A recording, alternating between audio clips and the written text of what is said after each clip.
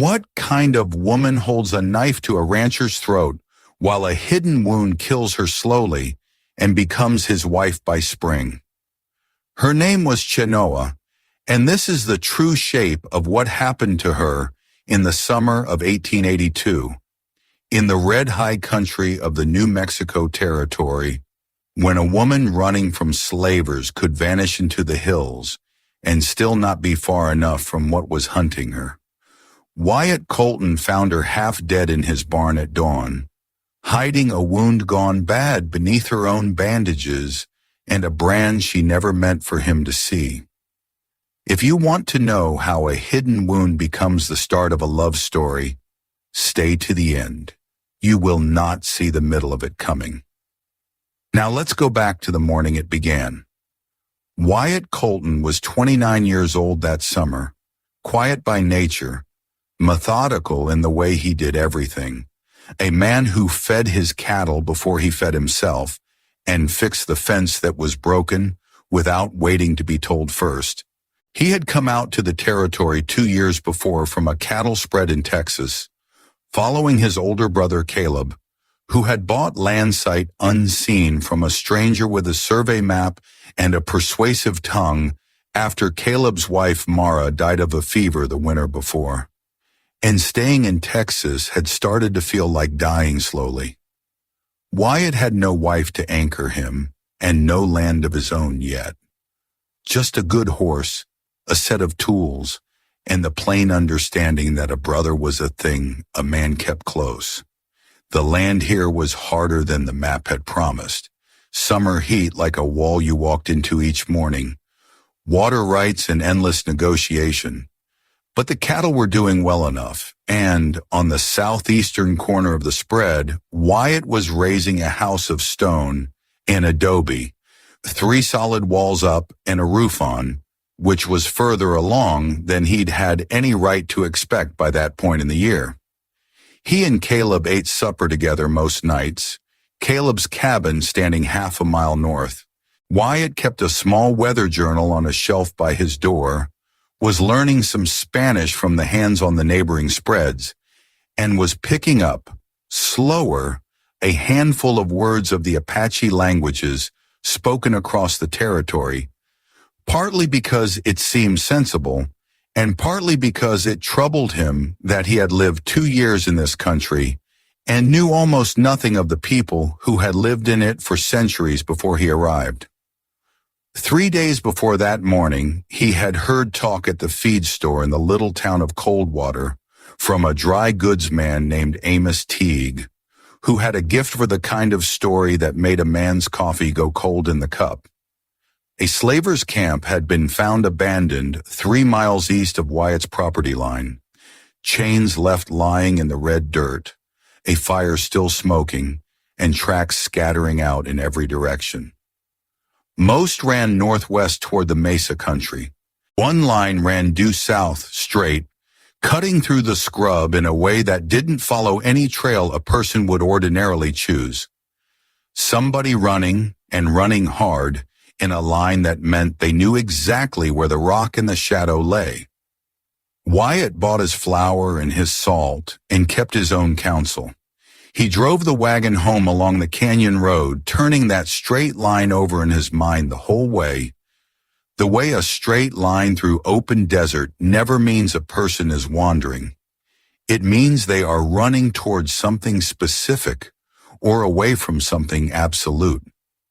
3 mornings later, at first light, he went out to check on a mare that had been favoring her left foreleg and found the barn door standing open an inch.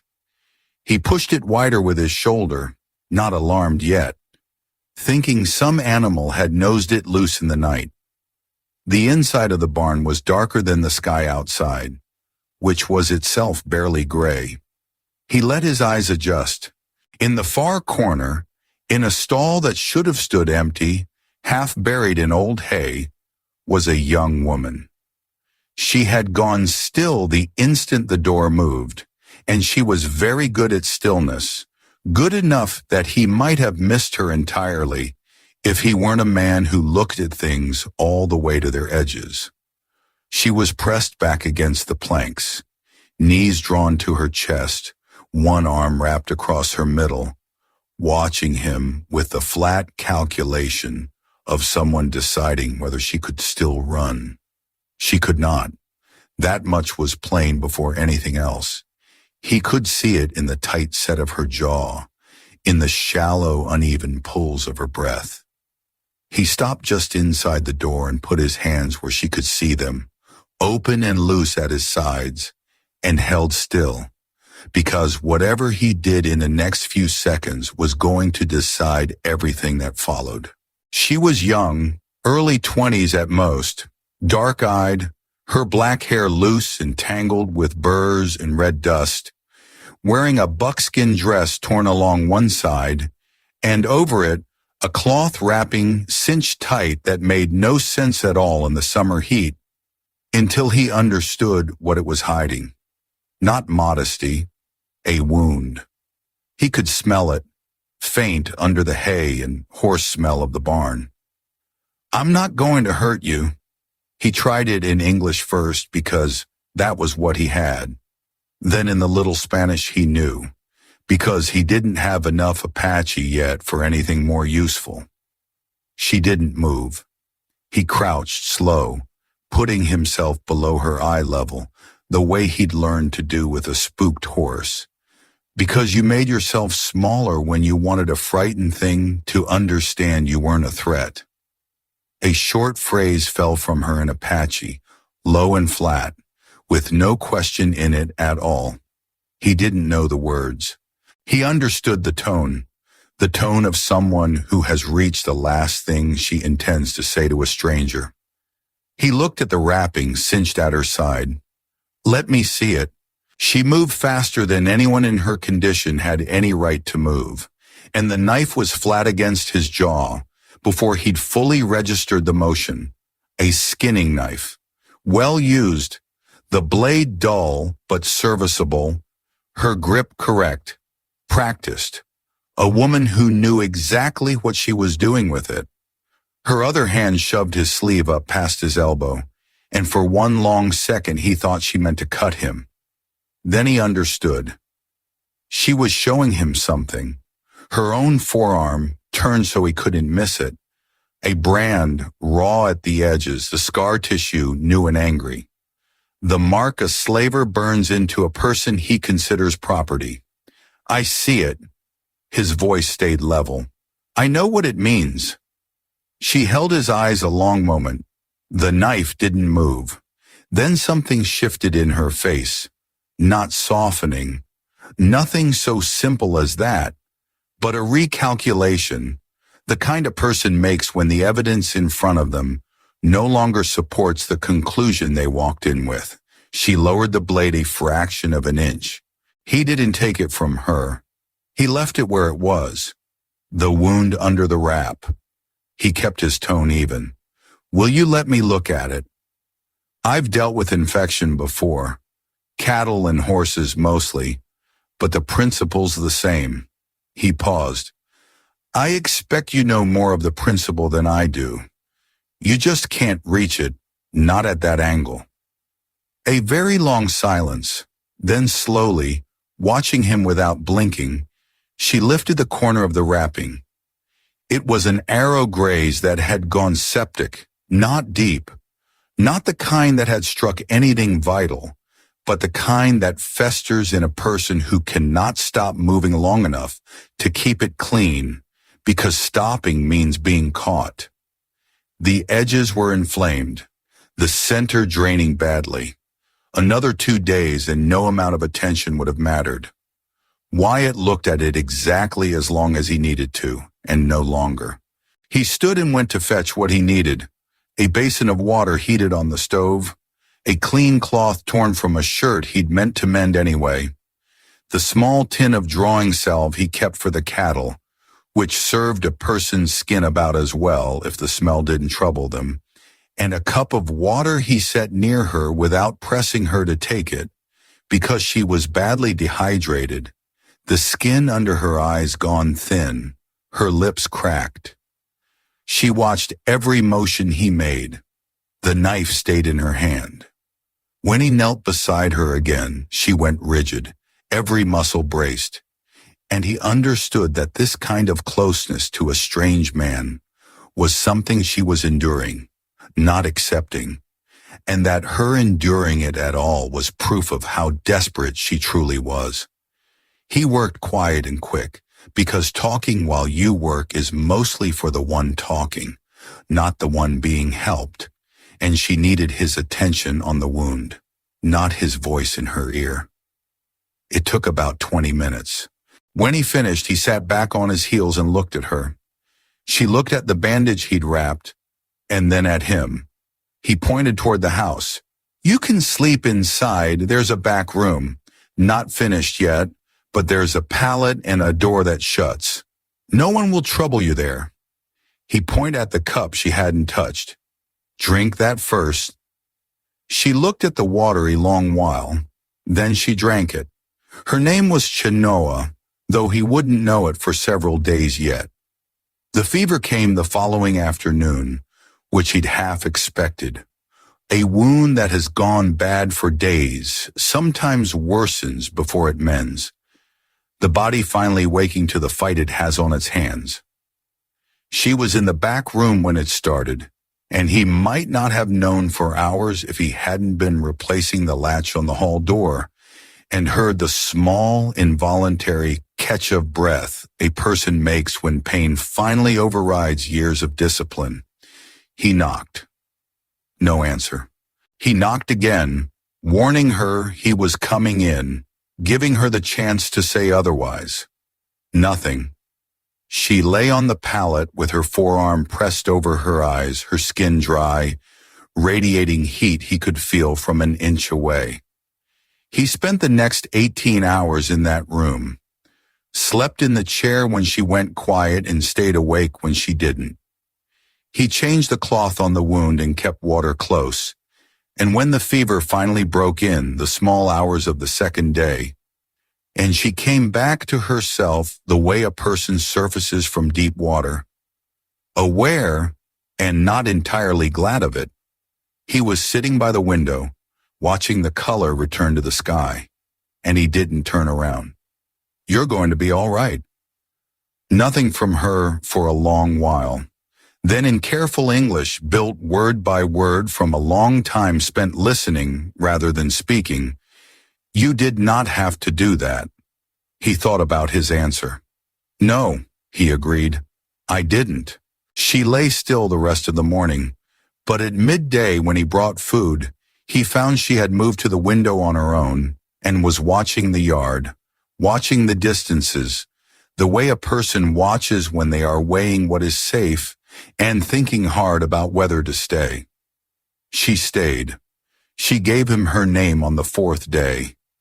Not as an offer of friendship, but as a correction. He had been calling her, in his own head, the woman, and something in the way he greeted her, mornings had betrayed it, because she corrected him with a precision that made clear she expected him to use it properly from then on. He did. She had been born into a Western Apache family in the high country north of the Gila, born to a line of healers, not a role passed strictly by blood, but one that ran in families because the knowledge itself lived there, taught mother to daughter. Her mother had been the person the band came to for fevers in children, for the old men's lungs when winter turned hard, for the hunters who came back with broken bones or worse. Chenoa had learned at her side, the plants, the poultices, the order of things, what you treated first and what second, and what you left alone entirely, because some bodies healed themselves if you only gave them the conditions to do it. She had been taken in a raid by men who were not Apache and were not Army. Men who worked the gray country between both and sold what they caught and moved fast enough that no law ever quite caught up to them. She had been held several weeks. She had gotten away. She never explained how, and he never pressed her for it. The brand she kept covered, not from shame, she would tell him later with the same flat precision she used to correct a fact.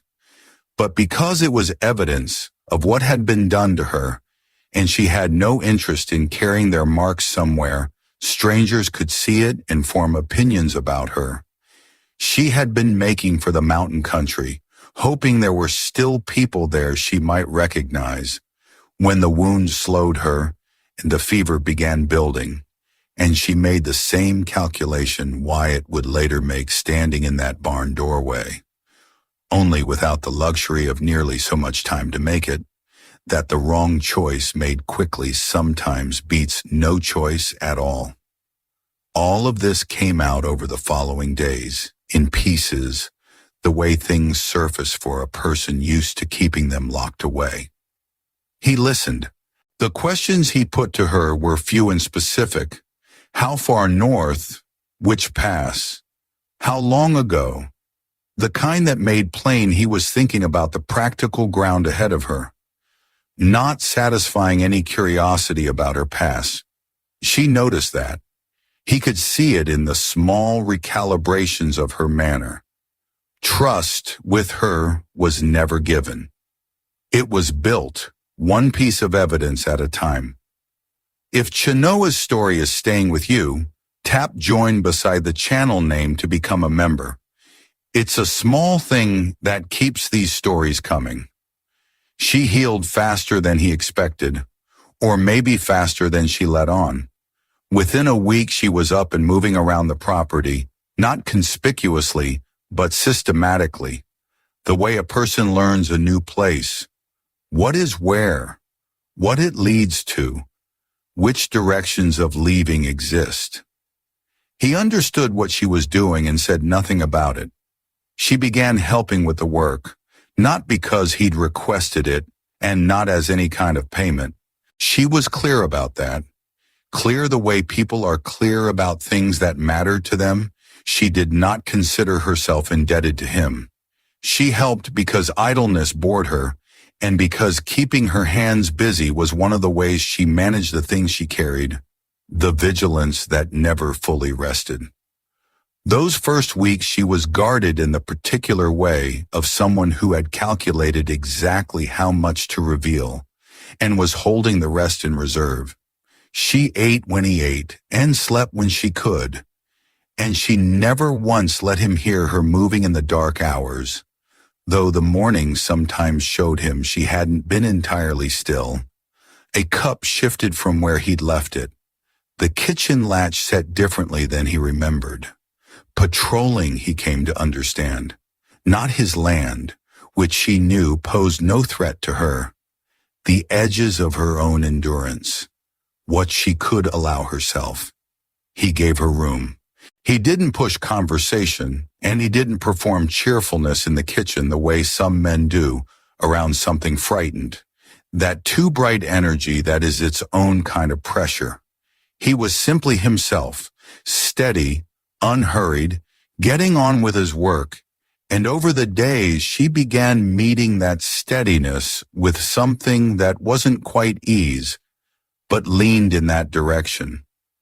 One afternoon near the end of her second week, he came back from checking the cattle to find her up on the roof of the lean-to he'd been meaning to patch for a month, replacing split shingles with pieces she had cut herself from a cedar plank she'd found in the corner of the barn, working with the same economical precision she brought to everything.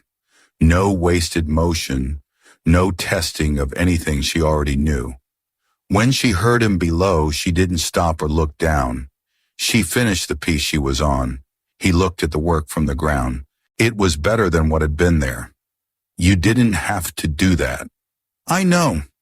She came down without asking for help because she didn't need it. She knew the arroyos the way he knew his own fence lines, which low shrubs pulled swelling out of a joint, which leaves dried into a poultice worth keeping.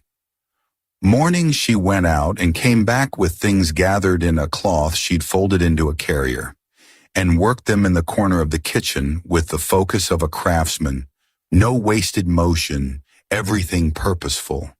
He watched sometimes, careful not to make it an intrusion, genuinely interested in the way he was interested in anything done well, One morning he wondered aloud whether she'd show him what she was making. She studied him a moment with the look he was learning to read, deciding whether a question was what it appeared to be or something more. She showed him. Dried leaves laid in his open palm. These broke a fever that came from an infected cut. These eased lungs the dry heat had damaged. These small dark ones needed respect, meaning you used very little of them and always knew exactly what you were combining them with. She had the same seriousness talking about the plants that she brought to everything else, the kind of seriousness that meant what she knew mattered to her, not as knowledge hoard, but as knowledge that saved lives and therefore deserved to be handled with care. His questions to her always came back bigger than the question warranted, which was the mark of a mind that thought in whole systems rather than scattered facts. He started keeping notes in the same journal where he tracked the weather. The first time, she watched him write with something wary in her face, uncertain whether setting her knowledge down on paper was a kind of respect or a kind of theft. He showed her the page, the plant's name the way she'd given it to him, his rough phonetic attempt at the Apache word beside it, then the properties she'd described. He pointed at the entry. Had he gotten it right? She studied the page a long moment, then reached across and corrected his spelling with one small, decisive stroke of the pen. The days settled into a rhythm. Not a comfortable one yet, not easy, but a structured one. The kind two careful people build when neither wants to create unnecessary friction. They worked, they ate, they talked when there was something worth saying. The silences between them weren't warm exactly, but they weren't charged either, and for now, that was enough. Caleb rode over one Wednesday afternoon and found Chenoa in the yard, mending a fence post that had gone soft at the base. Caleb was a decent man, but he had grown up in the same time and place as everyone else in the territory, and there was a moment when he looked at her that Wyatt caught and didn't care for. Caleb introduced her by name and explained that she'd been hurt and was healing there. His face wasn't hostile exactly, just complicated, and later, out of her hearing, the conversation between the brothers was short and direct. There would be talk in town, Caleb warned. There was always talk, Wyatt granted, and it wasn't what concerned him. What concerned him was whether she was safe, whether the men who had taken her were still looking for her, and whether the people around here were going to be a problem. Caleb was quiet a moment. I won't be one. Wyatt already knew that. Coldwater was small enough that news of an Apache woman living at the Colton place beat him to his next trip in for supplies. He felt it in the way conversation stopped when he walked into Teague's, in the careful extra attention with which Amos Teague inquired after his health, the kind that meant a man was building up to something. Teague built up to it, heard Wyatt had taken in an Apache woman, hoped Wyatt understood the situation in the territory just now, was delicate, mentioned some folks were talking. Wyatt bought his supplies. On the way out, he let Teague know he would pass those concerns along to the woman in question and see what she made of them. Then he drove home. He gave Chenoa a plain account of what had happened. No softening, because she wasn't a woman who'd thank him for softening anything. She listened, her face falling into the flat, careful expression she wore while deciding something. They are afraid. Yes. Because they do not know me. Because they don't know you, he agreed, and knowing you would mean reconsidering some things they'd rather not. That's harder for some people than others. She looked at him. Are you afraid? He thought about it honestly. Not of you. Something shifted in her face, small and unwilling. He had been measuring his own behavior by one standard since the morning she arrived. What would a decent person do? Not what the town expected of him, not what would keep his own life simpler. He hadn't thought much beyond that in any particular way. He was thinking beyond it now, and the thinking was somewhat alarming, and he set it aside to consider properly at a later time, when his hands weren't so full. Her past came for her on a Tuesday in late July. Neither of them saw it coming, or she would have handled it differently. There were 3 of them. He never learned their names, though she recognized them, which told him they had ridden with the men who'd taken her, even though she never gave him those names, and he never pressed her for them. They came in mid-morning, casual, the way men are casual when they believe every advantage sits with them, while Wyatt was working the second wall of the new barn addition. The leader was a heavy-set man with a waxed mustache who went by Josiah Rourke and claimed he represented certain business interests and that he was looking for a piece of runaway property. He used that word, property, and Wyatt felt something cold and clear settle into his chest and stay there. Chenoa was in the house. She would have heard the horses. Wyatt set down the tool in his hand and faced the 3 riders. He made plain there was no property on his land that belonged to anyone but him. Rourke explained, patient, with the particular condescension of a man who expects his patience to be read as generosity, that they carried documentation, a bill of sale. Wyatt's answer was that a bill of sale for a human being was worth exactly what it was written on, which was nothing at all. Rourke's patience recalibrated. He warned things could go different ways, and that they should all give some thought to which way they preferred. Wyatt had a rifle. He had left it inside, an error he registered without panic, the kind of error a man notes and files away because he cannot fix it now, and losing his head over it will only make things worse. He had the tool in his hand, which wasn't much, and 3 armed men standing between him and the door. Then it moved fast. Chenoa came out the back of the house, not the front, through the kitchen and around the corner of the building. A route he'd never seen her take before, but understood later she had mapped out in her very first week there. She had his rifle. She was also, he noticed, entirely calm, calmer than the moment seemed to call for, which he understood the instant he remembered that she had stood in situations like this before, had survived them, and had not survived them by panicking. The 3 riders recalibrated. What followed wasn't so much a conversation as a set of decisions each side made in real time about what they were actually willing to do. Chenoa never addressed the men directly. She kept her eyes on them while her voice went low and steady to Wyatt, a mix of English and the Apache words she'd been teaching him without either of them quite naming it as teaching, feeding him what he needed to know, who they were, what they wanted, and what she had already worked through about what came next. What came next was that the 3 men left, not gracefully, but they left. Pressed on it later, Wyatt wouldn't have claimed he was unafraid through any of it.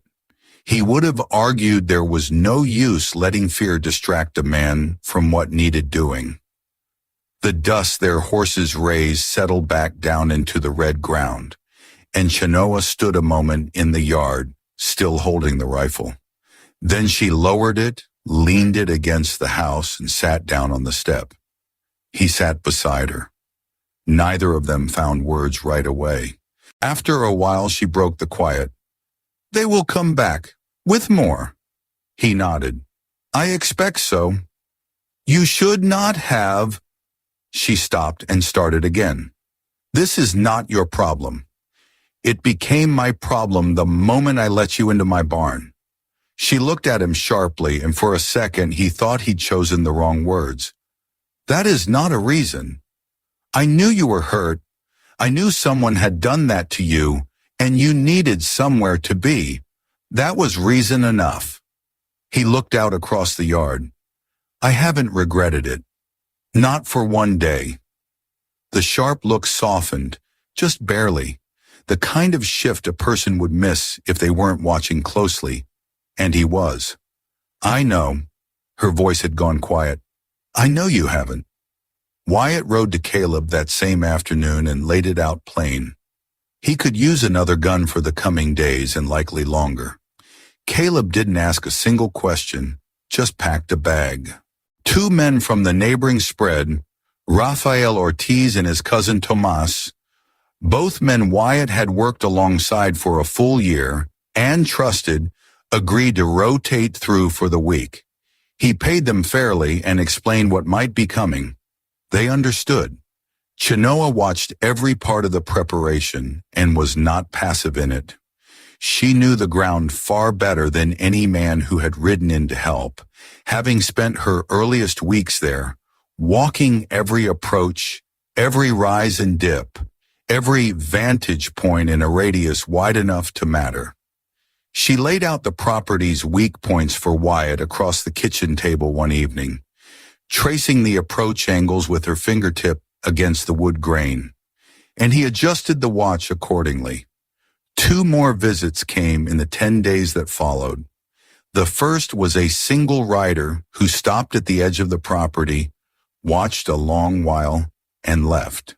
Wyatt saw him from the window, went still, and kept quiet until the rider was gone, and found Chenoa already in the kitchen, her back to the wall, watching the yard through the glass with the blank, focused look she wore whenever she was readying herself for something. He's gone. He was counting. Her eyes never left the yard. Counting what? What we have. He'd been thinking the exact same thing. The second visit was a more organized attempt.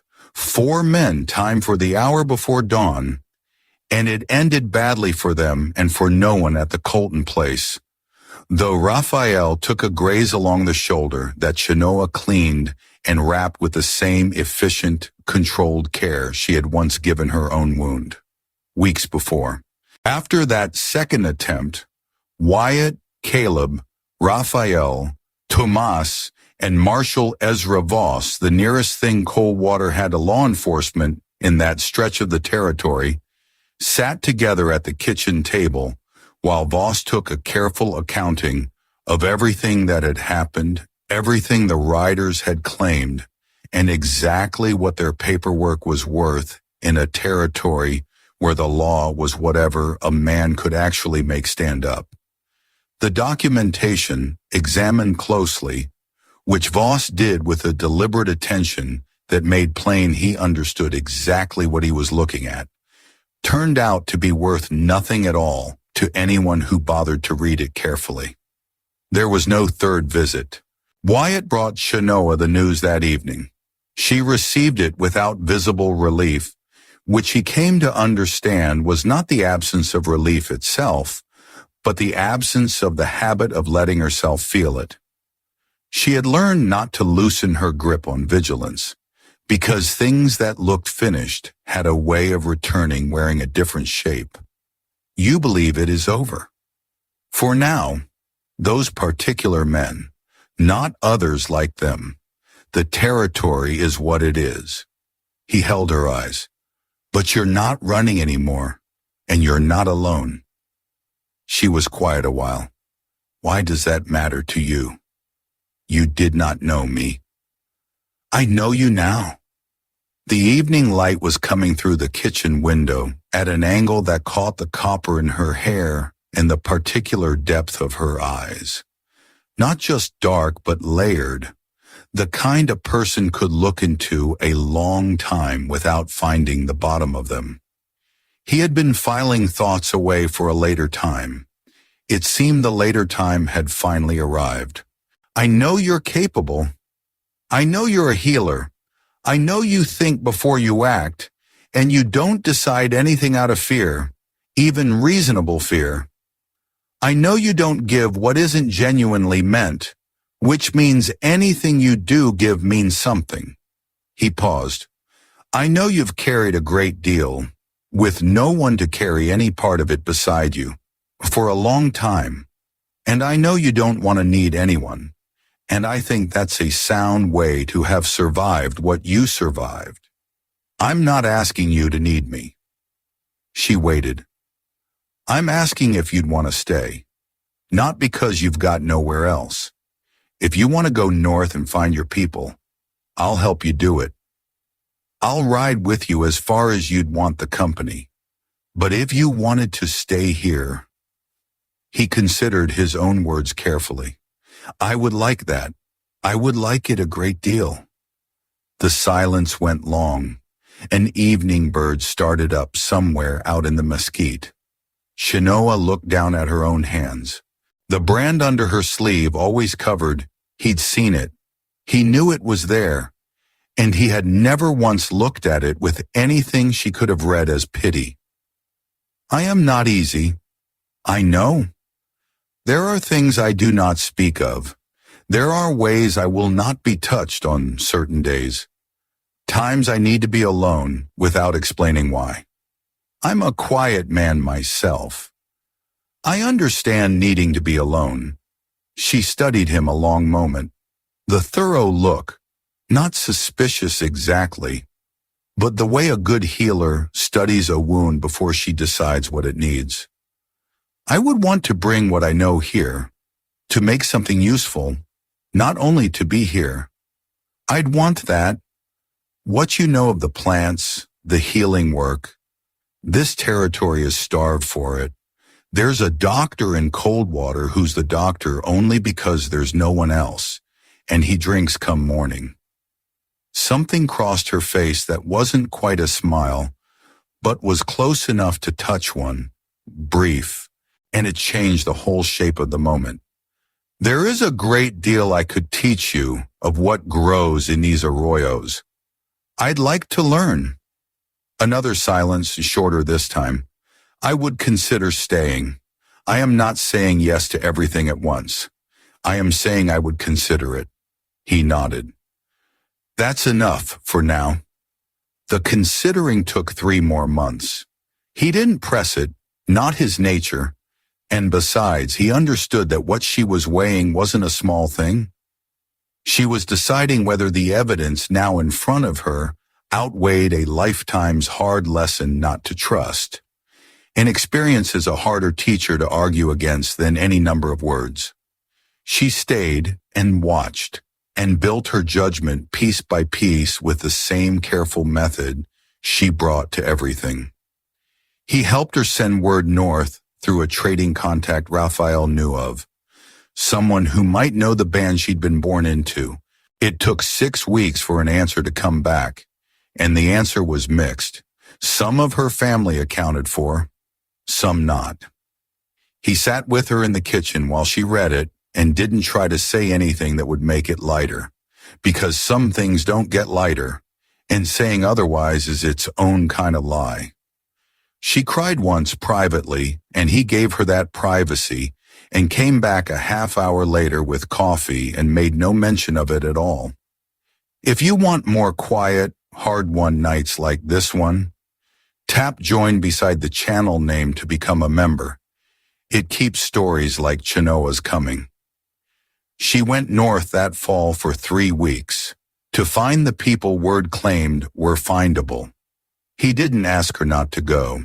He thought about asking, but he didn't, because asking would have implied she owed him something, and she owed him nothing, and besides, she would have gone regardless, and the asking would only have put an awkwardness between them that didn't need to exist. The 3 weeks were long. He kept working and didn't dwell on it more than a reasonable man could help, but he noticed the house sounded different without her in it. The way a room sounds different once something has been taken out of it. Not the noise of the thing, but its weight in the space. He noticed the corner of the kitchen where she worked her plants sitting undisturbed, and the stillness of it was somehow louder than her presence had ever been. A horse came up lame while she was gone, and he sat with the animal a long afternoon, working a poultice from her notes in the journal, her instructions in her own careful hand. And he thought plainly without sentiment, "She taught me this. She gave me this." And the thought was its own kind of deep, the way practical gratitude often is. She came back. She didn't explain herself, and he didn't expect her to, but she came back, and that was its own kind of statement. She brought things, small, wrapped with care, set on the kitchen table without ceremony, seeds from mountain country plants that might be coaxed to grow at the lower elevation if the soil was worked right. A small piece of beadwork, blue and white, which she unfolded and laid flat and studied a long moment before setting it on the shelf beside her clay pots. He didn't ask whose it had been. He understood it was a piece of somewhere she had been, carried into somewhere she was going. Winter came cold that year, and they spent a great deal of it by the fireplace Wyatt finished building in November, out of stone hauled up from the arroyo. The house was fully enclosed by then, both walls up, the roof solid. She had her own room now, with a door that locked from the inside and a window facing east, so she would see the light coming before he did. They talked more in those long evenings than either of them was used to talking. He shared stories of Texas, of his parents, of his brother's grief, and the restlessness grief had put into Caleb, and how he understood that discomfort even while finding restlessness hard to sit with himself. She gave things back in return, not everything, not the whole of it, but pieces she chose to give, and he understood that each chosen piece was something of real value. She described her mother's work not as a list of remedies, but as an understanding of what a body was already trying to do when it ran a fever, when a wound swelled, when sleep wouldn't come. You worked with the body's own intention, she explained, not against it. You cleared the path for what it already knew how to do. He turned that over for days. Then one evening he suggested it was probably a better way to think about most problems, not only the medical ones. She considered it a long while. Most problems were the same problem, she decided aloud. Something blocked between what is and what should be. You find the block, you remove it, or you work around it. The rest follows. He thought she was right. He also thought it reached well past medicine. Snow came in January, not heavy, but enough to keep them close to the property for a week. Caleb rode over twice on the sled, and the three of them ate together, Caleb treating Chenoa with the same plain, matter-of-fact courtesy he extended to anyone he genuinely liked, which Wyatt understood as his brother's own quiet way of saying everything he felt, without ever saying it outright. The week of the snow was the week the wall between them finally came down, not in any single dramatic moment, but in the cumulative way of things that have been building towards something for a long while. One evening she fell asleep by the fire. He knew she rarely slept easily, that she woke fast and complete at the smallest sound. That sleep for her had never been the deep unconscious thing it is for people who never had to learn to survive it. She slept 2 full hours with the ease of someone who was, on some level she hadn't yet consciously acknowledged, finally safe. He sat across from her and watched her sleep and thought of the woman who had put a knife to his jaw in a barn at first light, who had shown him the brand on her arm as a statement and not a wound, who had drunk the water he brought her without a word of thanks, because thank you was not a language she thought in. A woman who showed what she felt through what she did, through what she let happen, through the plain fact of staying. He realized then that he had loved her for a long while already. It wasn't a surprise exactly. It felt more like finally arriving somewhere he'd been walking toward the whole time, and only just now looking up from the road to see it. In February, he brought up marriage. He made no ceremony of the asking. That wasn't his way, and he believed there was something honest in saying a true thing plainly before the dressing up buried the plain meaning of it entirely. At the kitchen table across from her, he made plain he wanted to marry her if she was willing, that he'd understand if she wasn't, and that either way it changed nothing fundamental between them. She didn't answer right away. He'd expected that. She sat quiet, looking at the grain of the tabletop the way she looked at things when she was thinking past their surface. Then she wanted to know what it would mean to him. He thought it through carefully, choosing his words. It would mean you're mine and I'm yours, and that I'm not a man who leaves whatever comes. He paused. It would mean I'd like the rest of my life spent with you in it. That's the whole of what it would mean. She was quiet again. It would mean I had decided something. Yes, that I had decided to be here. That this is where you belong, if it is. She looked at him then, the evaluating look, the thorough one, the one that went all the way in. He held it and didn't look away. They were married that spring, on a morning in April, when the desert went briefly and extravagantly green, the air still carrying the rain that had passed through 2 days before. Caleb stood up beside him. Ruth Teague came out from Coldwater, Amos's wife, one of those quiet, decent people who never make speeches about decency and simply act from it instead. Chenoa wore her best buckskin, mended carefully over the winter with sinew and a needle made of bone, and her hair braided in a way he had never once seen her wear it, and she was so entirely, specifically herself, that Wyatt had the feeling of finally seeing something clearly that had needed all those months of paying attention to become visible at all. She wore the brand under her sleeve, as she always would in company.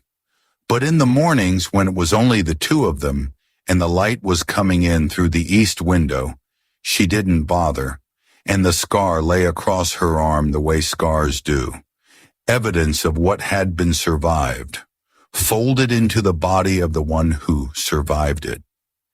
He had stopped thinking of it as a mark that had been put on her.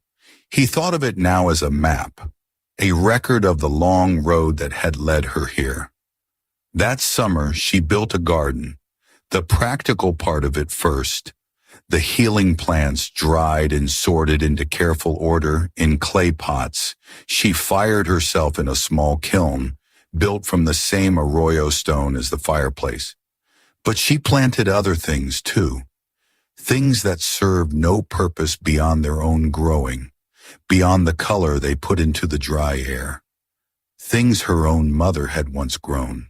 He helped her plant them, unskilled at it, and she showed him the proper depth for each root, the spacing, the way you turn the soil at the edges of a bed and never at the center. He paid attention. He got dirt to the wrists, and she looked at his hands and something crossed her face. A small involuntary thing that outdid every smile he'd ever seen on anyone else. You are learning. I'm trying. That's the same thing for one who tries honestly. That evening they sat together on the step, the very same step where they had once sat the afternoon the riders finally left, and said nothing, and it was enough, and the sky ran through its colors, blue into orange, into rose, into deep, and the desert smelled of sage and cooling stone, and the first sweetness of her garden taking hold. She leaned against him with the deliberate, chosen ease of someone who has decided that this particular thing is worth leaning on. He put his arm around her. Tell me something you know. It was a question he came back to often, and she always had an answer. She thought a while, the evening moving slow over the hills. A wound that is kept hidden becomes the wound that kills. A wound that is seen can heal. A pause. This is true of the body. Another pause, longer. I think it is true of everything. He thought of the barn, the first light, the knife at his jaw, and the wound at her side, and how the seeing of it, not just the tending of it, but the seeing, had been the thing that mattered most. The refusal to look away, the plain recognition that what is hidden is no less real for being hidden. I think you're right. She usually was. The New Mexico desert went on the way it always had, red and wide and indifferent to any of it. The same distances, the same stars lighting up one by one as the sky emptied out. But inside the walls they had built together, inside the house with its east-facing window and its garden taking root in the summer heat, there was something that hadn't been there before. Not safety exactly. The territory was still the territory, and always would be, but something that, in the right light, looked enough like it. Chenoa kept her mother's knowledge and built on it, and in time passed it to others who came looking for it. A settler child with a bad chest, a rancher's wife through a hard birth, a traveling mescalero man who recognized the particular way she organized her kit and wanted to know who had taught her. She gave him the name, and something crossed his face like a thing long lost and unexpectedly found again. Wyatt kept the ranch, kept his weather journal, kept learning, the plants, a little more of the language every season, the long and layered history of a country he had come to understand was never empty land at all, but everything that had happened on it, backward and forward both. He turned out to be a far better student than he'd ever expected to be. Years later, he brought it up with her once. The barn, the corner stall he could never quite look at without seeing the gray pre-dawn light and the woman pressed back against the planks, calculating whether she could still run. She was quiet a moment, and then something certain moved through her voice. I decided not to run the moment I understood you would not look away. He wanted to know what she meant by it. When you look at a wound, she went on, there is a way of looking that is looking at the problem, and there is a way of looking that is looking at the person. You looked at the person. She held his eyes.